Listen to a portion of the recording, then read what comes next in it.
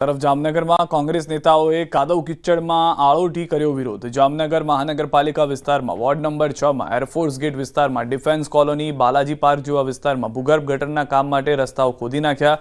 બાદમાં 1 વર્ષથી વધુ સમયથી પેચવર્ક કે રોડનું કામ ન થતા સ્થાનિકોને ભારે મુશ્કેલી પડી રહી છે। સ્થાનિકોએ અનેક વખત રજૂઆતો કરી હોવા છતાં તેમની માંગણીઓ સ્વીકારાઈ નથી, જેને લઈ કોંગ્રેસના નેતાઓએ વિસ્તારની મુલાકાત લઈ તેમની મુશ્કેલીઓ જાણી કાદવ કિચડમાં આળોટીને વિરોધ કર્યો હતો। જે બાદ રસ્તાઓ અને ગટરની સમસ્યાનો તાત્કાલિક નિકાલ કરવા ડેપ્યુટી મેયર રજૂઆત કરી હતી।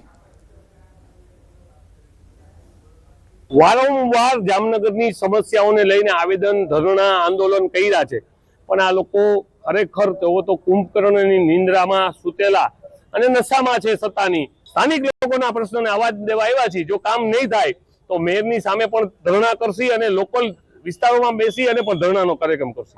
અત્યારે મને આવેદનપત્ર આપ્યા પછી હું મારી રીતે તપાસ કરાવીને જેટલું જલ્દી થાય એ પ્રમાણે હું રોડ માટેની એ લોકોની માંગણીને ઉપર સુધી પહોંચાડીશ અને સાથે સાથે જેટલું જલ્દી કામ થાય એવી મારી કોશિશ હશે।